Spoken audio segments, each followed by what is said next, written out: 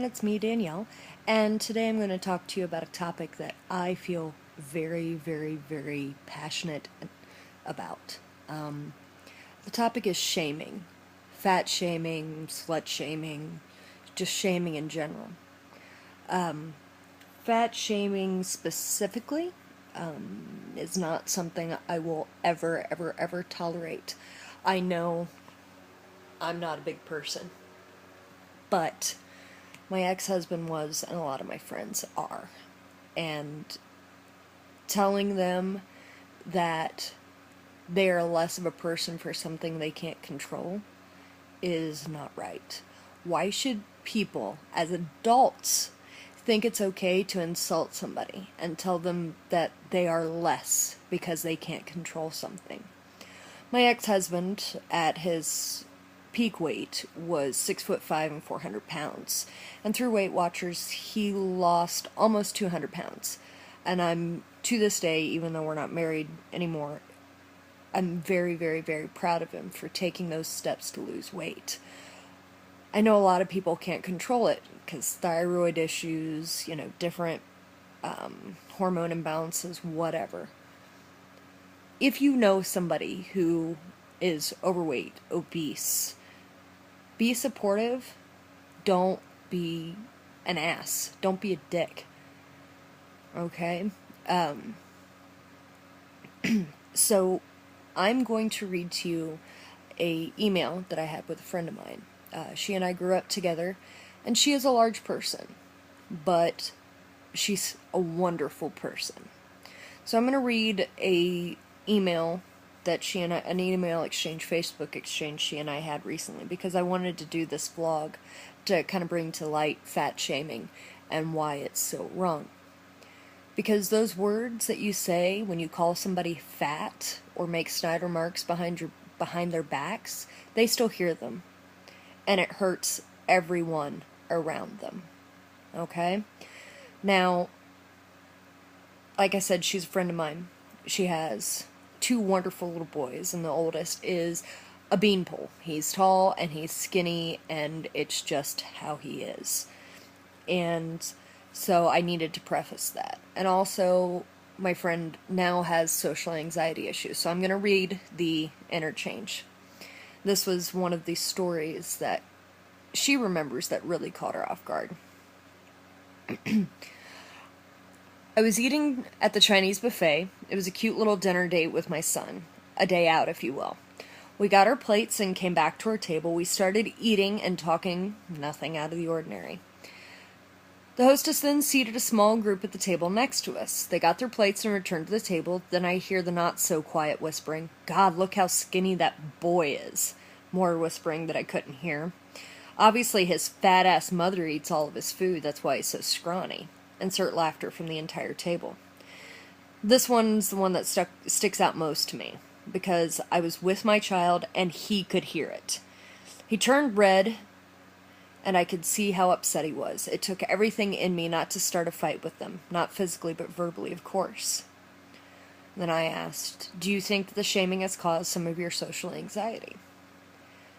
Her response, "It is the only reason I have it, without a doubt. I'm naturally a social butterfly. I mean, social anxiety is the fear that people are constantly judging you. Usually it's in your head and people are not actually doing it, but with me it's happened so much that I just assume everyone will do that." And then I asked her, "If you could tell people one thing about fat shaming, what would it be?" That the same things apply to any kind of shaming that apply to bullying. You're essentially an adult bully. I think a lot of people overlook that. Like there's some different rule when you're an adult. That if you're hurting someone's feelings because they're weak, not because you're treating people poorly, you shouldn't treat others like that when you're 14, and you shouldn't do it when you're 45. Plain and simple. I told her thank you. And I know, personally, that she has worked very hard to try and lose weight. And I've known a lot of people who have struggled with weight loss and weight gain. and I know how hard it is for them. Now, I had the opposite problem. 2 years ago, I was very sick, and I got down to 87 pounds, and now I'm rocking a 140, and I look fantastic. However, everyone was assuming I was anorexic, that I had an eating disorder of some sort, and I don't. I really don't, and I didn't. I was just so sick that my body was not absorbing nutrients. My hair thinned out. I was borderline wearing kids' clothes instead of, adult sizes, when you're a -0, double zero, whatever, and you're 30 years old and you look like a skeleton, that's a problem.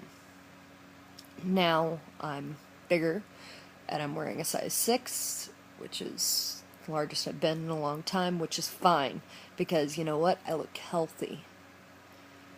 But people still don't tell me to eat a biscuit. I don't know. I just ignore it nowadays. But in terms of shaming, there's also victim shaming. Like these women and children and just people in general, because of what they were wearing, because of how they acted. They were acting out, and it was their actions that caused them to be raped, to be molested, to be assaulted in any way, shape, or form. And that's bullshit. As someone who's a victim of sexual assault, I did nothing to ask for my assault. I was a kid. I was wearing a tank top and shorts because it was the 4th of July. Tell me how that's asking to be attacked, to be hurt, to have my privacy violated. You don't shame me. You shame the person that did it to me. And everyone else. Here's the thing. When you tell somebody that they are less because of something that you are uncomfortable with, you are being a bully. You are being hateful.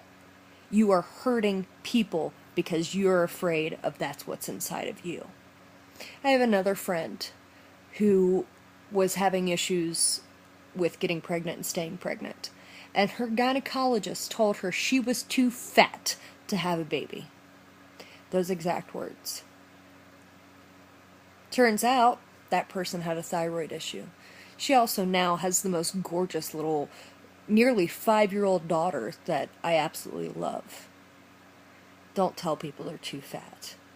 Don't tell people that they're in the wrong. Don't tell people that it's their fault.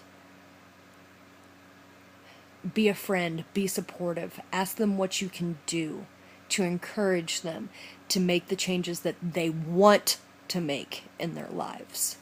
My ex-husband wanted to lose weight because he didn't feel good. He had really bad pinning edema in his legs. His ankles were the size of soccer balls. That's not good. So he wanted to lose the weight. And together, we got him on Weight Watchers for Men. I supported him.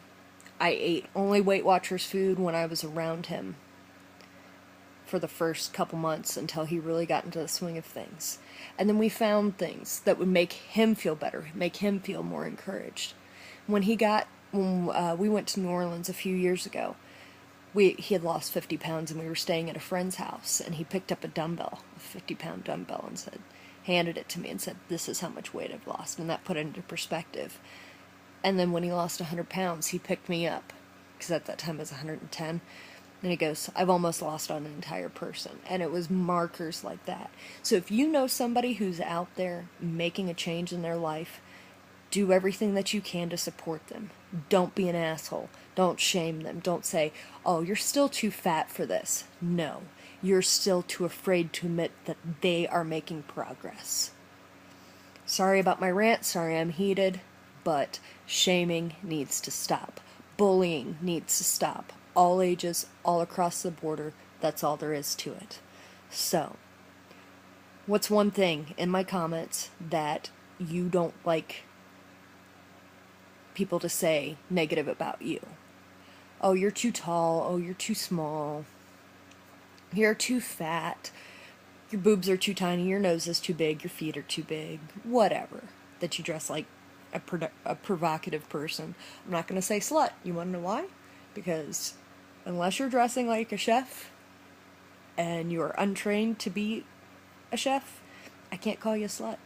So if you are dressing provocatively to modern standards, not to your own comfort zone, but to modern standards, leave something in the comments.